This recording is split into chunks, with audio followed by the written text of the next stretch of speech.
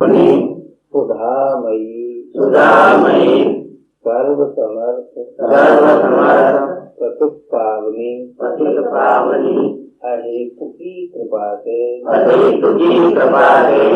दुखी प्राणियों के हृदय में त्याग का बल एवं सुखी प्राणियों के हृदय में सेवा का बल प्रदान करे जिससे वे सुख दुख के बंधन से मुक्त हो आपके पवित्र प्रेम का आस्वादन कर कृतकृत्य हो जाए। है परिस्थिति में पूर्णता है। क्या चीज में पूर्णता भैया? अच्छा, मानवता मानव की निधि है कि किसी और की चीज है? मानवता तो मानव की निधि है। उस मानवता का सूत्र क्या है? सेवा, त्याग, प्रेम, और कोई मानवता का सूत्र है नहीं। सेवा के दो रूप, एक भावात्मक, एक क्रियात्मक। भावात्मक सेवा किसे कहते हैं? जिससे हम सद्भाव से पूरा करें। सद्भाव को स्वीकार करने को भावात्मक सेवा कहते हैं। सद्भाव क्या है? किसी का बुरा नहीं कर, मैं किसी से को बुरा नहीं कर दूंगा, मैं किसी के साथ बुराई नहीं करूंगा। ये सद्भाव है कि नहीं? अच्छा, इस सद्भाव को स्वीकार करने में हम लोग कोई भी पराधीन है क्या?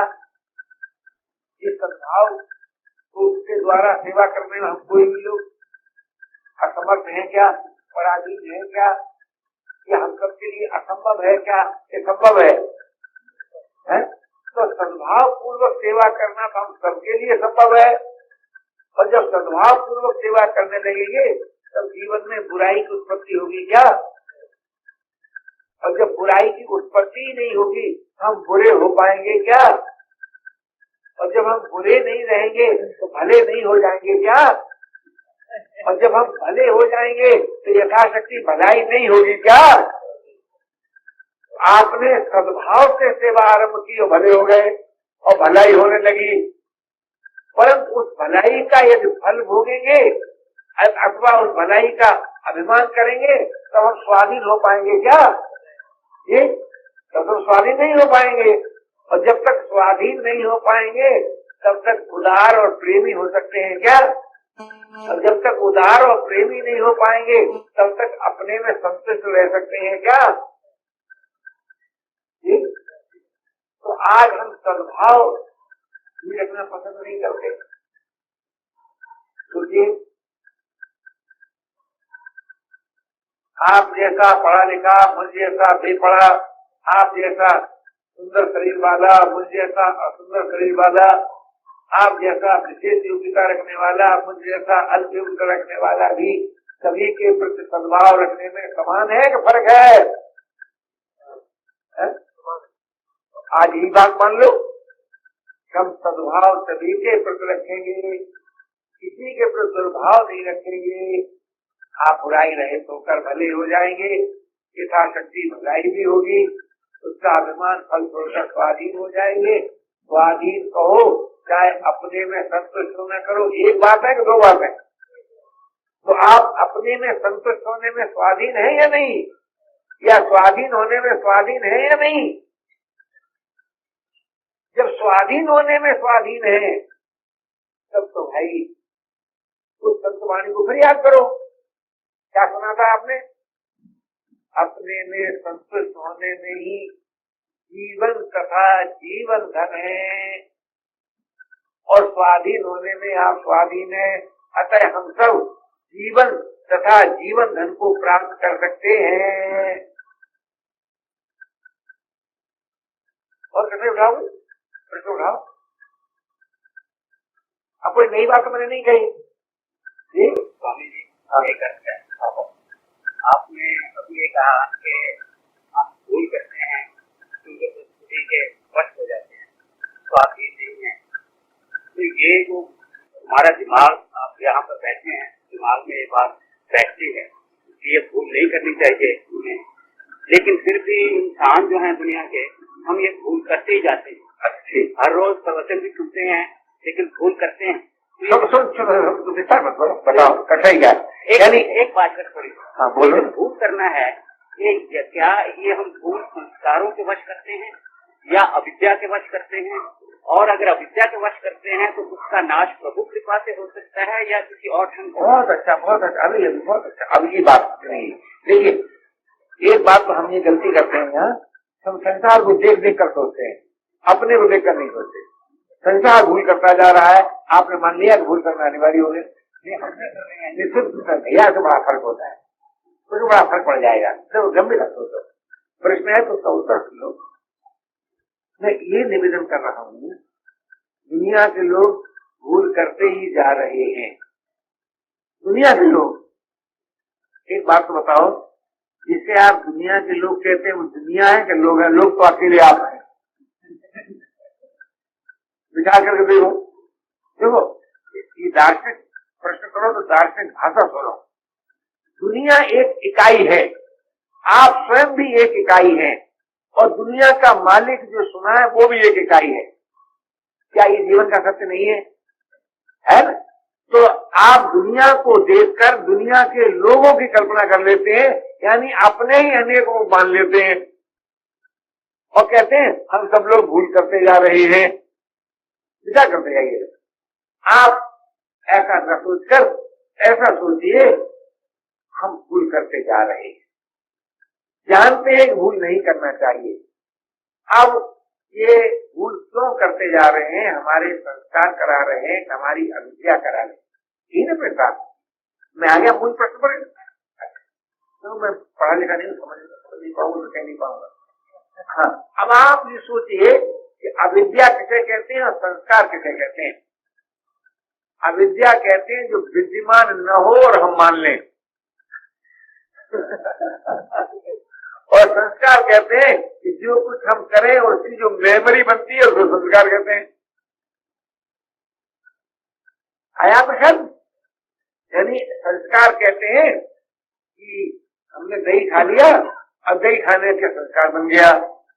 संस्कार भोग से बनता है और तो कोई संस्कार का कारण है नहीं, और वो संस्कार हमारे सामने प्रकट होता है, लेकिन क्या हम स्वाधीन नहीं है उस संस्कार का समर्थन न करने में? सुन तो लो, बन गया और दिख गया, क्यों कहो? बन गया और दिख गया, मेमोरी आ गई सामने, मन के भीतर दिखाई दे रही है। लेकिन अभी एक कप गर्म कॉफी को आपके सामने रखे, आपको दिखाई भी दे जाए और थोड़ी सी गंध भी लग जाए, क्यों भी मान लो, लेकिन आप न पीना चाहो तो कॉफी आपकी छाती में बैठेगी। लेकिन तो तुम्हारा देखो इतना ऊंचा प्रश्न करके फिर नीचे उल्टे में चलो, समझाने में मुझे उल्टा लौटना पड़ेगा। मन तुम्हारा कहां से आ गया? तुमने किस आधार पर मान लिया कि जो चीज तुमको मिली है वो तुम्हारी है? क्या सबूत है आपके पास?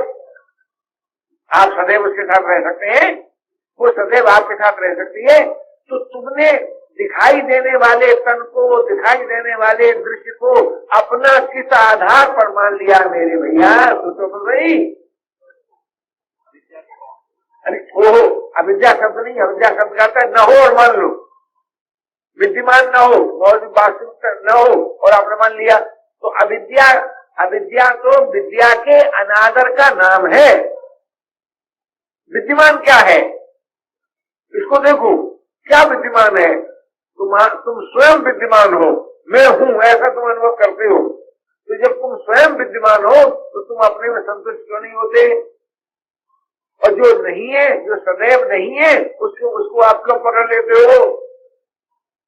विद्या का अनादर करते हो, अविद्या का अनुसरण करते हो और अविद्या को कारण मानते हो, करते हो तुम। ऐसे बात। देखो भैया, अगर हमारे और आपके दुख का कारण, अगर हमारे और आपके अभाव और पराधीनता का कारण, निरस्ता और अशांति का कारण अगर कोई और है तो हम उसे मिटा पाएंगे क्या? इसलिए सजग मानव को, सावधान मानव को, विचारशील मानव को ये मान लेना चाहिए कि अगर मेरे जीवन में कोई अभाव है, मेरे जीवन में कोई पराधीनता है, मेरे जीवन में कोई अशांति है, मेरे जीवन में कोई निरस्ता है, तो उसका कारण मेरी ही भूल है। तब तो वो मिट सकती, नहीं तो नहीं मिट सकती। इसलिए भूल कराने में हेतु सत्य का अनादर है, भूल मिटाने में हेतु सत्य का आदर है। हम सत्य का अनादर नहीं करेंगे, हम सत्य को स्वीकार करेंगे। ये आपका निर्णय ही आपको सदा के लिए भूल रहित कर सकता है। कर सकता है कि नहीं जी? अब आपके प्रश्न का उत्तर निकला है नहीं? और देखो आप ही के द्वारा निकला है, मुझे किसी प्रमाण को देने की जरूरत नहीं पड़ी। आप स्वतः इस बात के प्रमाण हैं। इसलिए नहीं कर पाते, बाहरी बात तो यह है कि आप हमसे दोस्ती नहीं करते, और भीतरी बात यह है कि आप अपनी बात नहीं मानते। बाहरी बात यह है कि आप हमसे दोस्ती नहीं करते, और भीतरी बात यह है कि आप अपनी बात नहीं मानते। ये कारण हुआ, कारण का कारण नहीं होगा। क्यों नहीं मानते? कि आपको अपनी दुर्दशा की पीड़ा नहीं होती, बहुत हल्की हल्की होती है, कभी कभी होती है। जिसको अपनी दुर्दशा की पीड़ा नहीं होती वो अपनी दुर्दशा से मुक्त हो जाता है। ये इसका भाई तीसरा कारण हो गया। अगर बनाना चाहो तो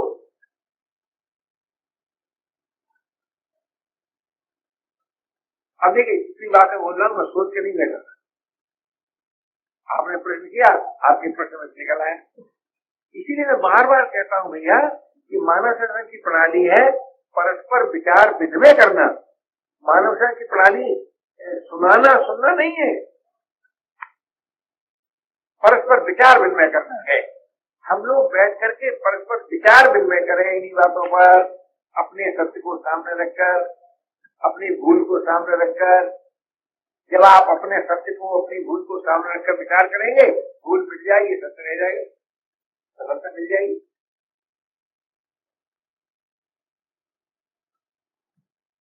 और किसी भाई को कोई बात इसी प्रश्न में चलाओ, और कोई संदेह करो भैया, समाधान हो।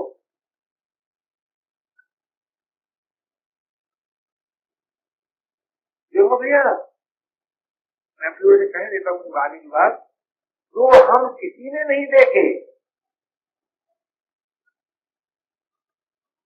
जब हम कहते हैं वो सब ये हो जाते हैं, और प्रभु बे हो जाते हैं। हम तो नहीं होते, एक ही हम रहता है, एक ही यह रहता है, एक ही है रहता है। परमात्मा भी है, हम भी है, संसार भी।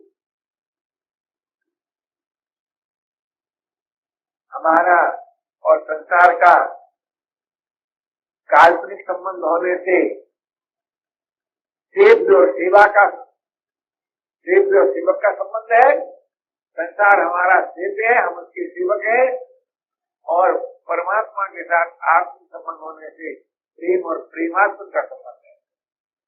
हमें सेव्य को, सेवक को सेव्य से कुछ नहीं चाहिए, प्रेमी को प्रेमात्म से कुछ नहीं चाहिए। ये हमारा स्वरूप है।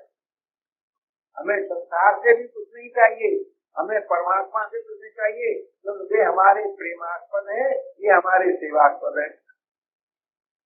क्या राय है? कितने अच्छे हैं आप? संसार आपका सेवास्पद है, परमात्मा आपका प्रेमास्पद है।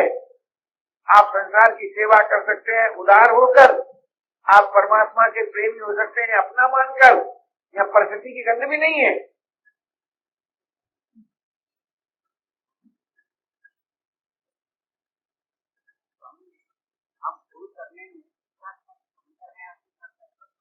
आप भूल करने में स्वतंत्र हैं और को दुरुपयोग क्या है किया जाए। जैसे हम बोलने में स्वाधीन हैं और हमें इस बात का ज्ञान भी है, इस बात का ज्ञान भी है, तो बोलने का ज्ञान भी है और बोलने की सामर्थ्य भी है। तो आप इस बात में और मधुर बोले।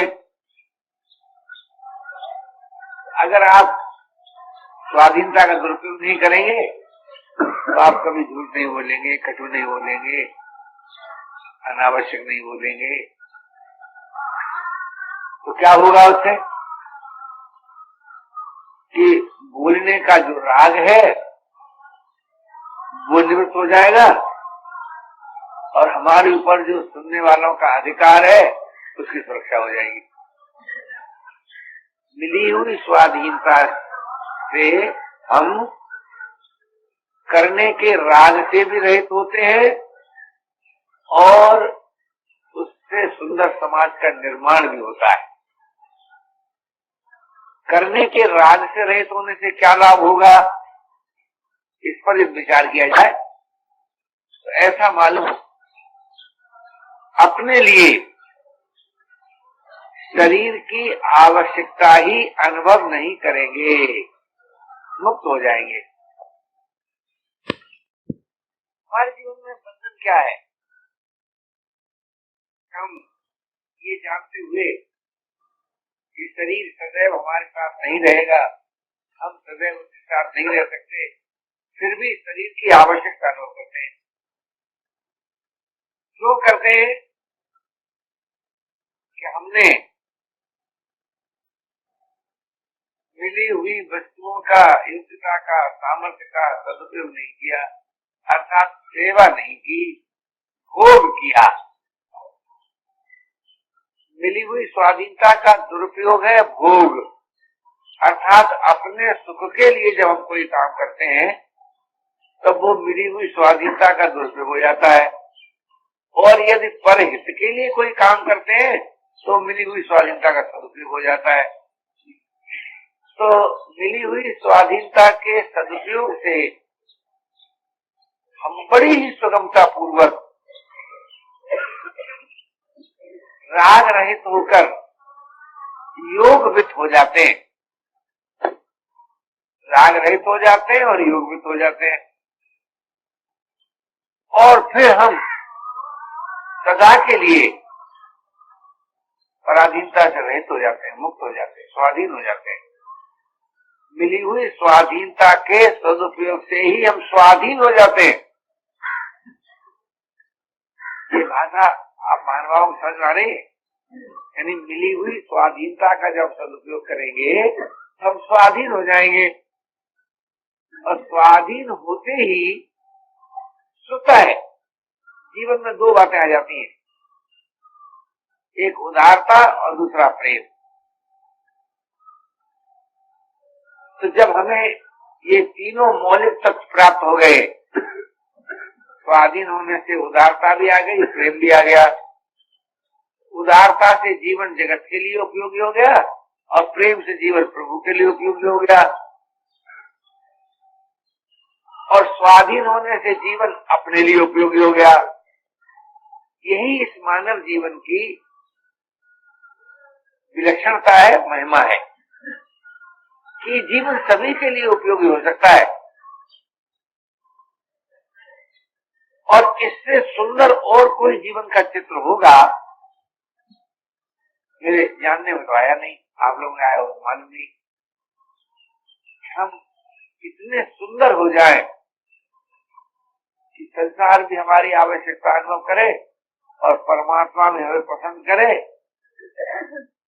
और हमें न संसार से कुछ चाहिए और न परमात्मा से कुछ चाहिए। ये जीवन की सुंदरता है। आप कहेंगे परमात्मा से कुछ नहीं चाहिए, ऐसा कैसे हो सकता है? ऐसा इसलिए हो सकता है जब प्रेम की अभिव्यक्ति हो जाती है तो प्रेम में जो रस है, प्रेम की जो विलक्षणता है, प्रेम की जो महानता है, वो फिर महानता किसी और में है ही नहीं, तो चाहिए क्या? और अगर हम कुछ परमात्मा से चाहेंगे तो प्रेम ही नहीं रह सकते, और यदि संसार से कुछ चाहेंगे तो उदार नहीं हो रह सकते, उदार नहीं रह सकते तो संसार के काम नहीं आए, और प्रेम ही नहीं हो सकते तो परमात्मा के काम नहीं आए।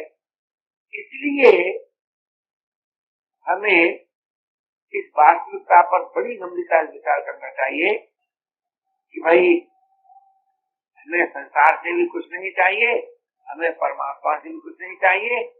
इसका मतलब ये नहीं कि परमात्मा हमें जो चाहे, हम जो चाहे तो न मिले, मिल भी जाएगा, लेकिन हम उसके प्रेम से वंचित हो जाएंगे, उससे दूर ही बन जाएगी। क्यों? अभिन्नता जो प्राप्त होती है वो प्रेम से ही प्राप्त होती है। जैसे परमात्मा की समीपता प्राप्त होती है योग से, और परमात्मा की एकता प्राप्त होती है बोध से, और अभिन्नता प्राप्त होती है प्रेम से। ये जीवन का सत्य है। अब योग कैसे प्राप्त होता है? राग रहित होने से। और बोध कैसे प्राप्त होता है? स्वाधीन होने से। और प्रेम कैसे प्राप्त होता है? केवल परमात्मा को ही अपना मानने से, अपना मानने से। अब आप विचार करके देखें, जिसे हमें अपना मानना है, अगर हम उससे कुछ चाहने लगेंगे तो जो चाहेंगे वो अपना हो जाएगा कि जो अपना है वो अपना रह जाएगा? क्या रहा है? इसलिए अच्छा होना जरूरी है कि नहीं? परमात्मा के साथ अपनापन रखना हो तो अच्छा होना जरूरी है कि नहीं?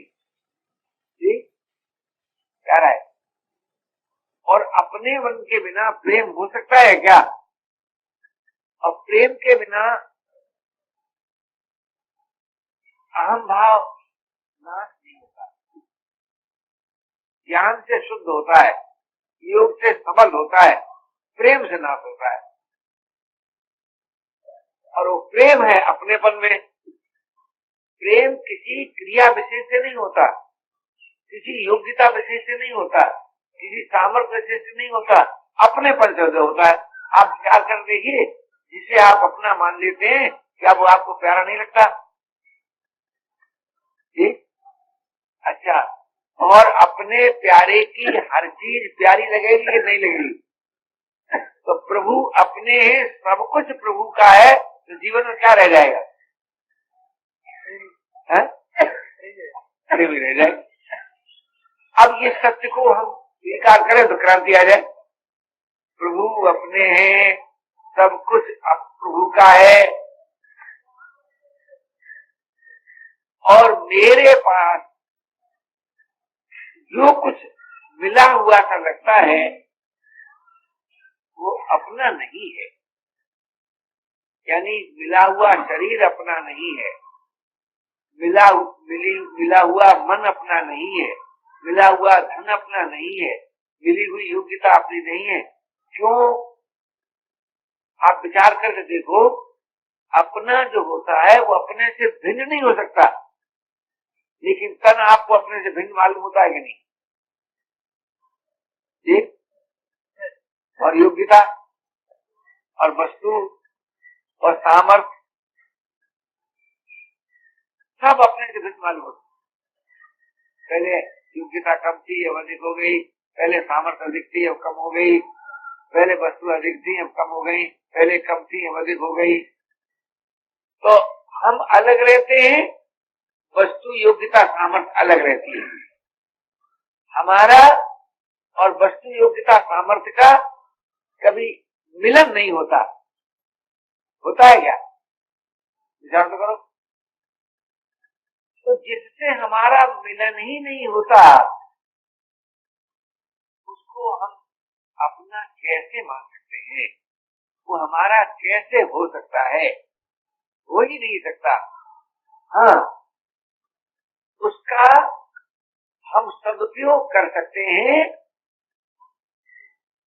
उसके लिए जिससे उसकी अभिन्नता है। अब जरा आप मिली हुई वस्तु योग्यता सामर्थ्य को संसार से अलग कर तो लीजिए, कर लेंगे जी? तो शरीर की एकता, मिली हुई वस्तुओं की एकता, मिली हुई सामर्थ्य की एकता, मिली हुई योग्यता की एकता संसार के साथ है कि अपने साथ है? जी? तो जिसकी संसार के साथ एकता है उसके द्वारा आप संसार की सेवा कर सकते हैं। सेवा का अर्थ क्या है? सद्भाव और सहयोग।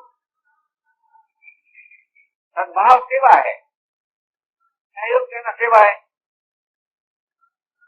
लेकिन आप विचार तो कीजिए कि सद्भाव का असली अर्थ क्या है? गौर तो कीजिए, अगर हमारे आपके जीवन में सद्भाव की जागृति हो जाए तो हम किसी को बुरा समझने को राजी हैं क्या? बुरा समझ पाएंगे? किसी का बुरा चाह पाएंगे? किसी की बुराई कर पाएंगे? सद्भाव का अर्थ ही है कि मन वाणी कर्म से हम बुराई रहित हो जाते हैं।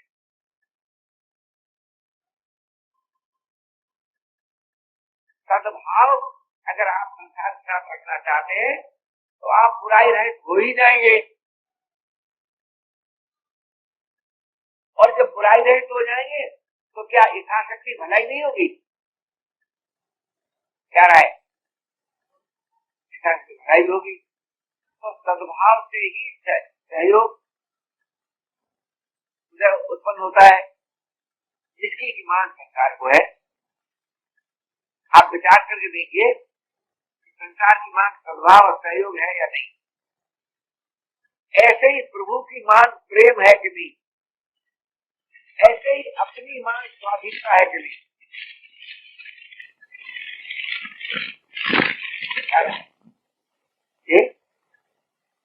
क्या ठीक है?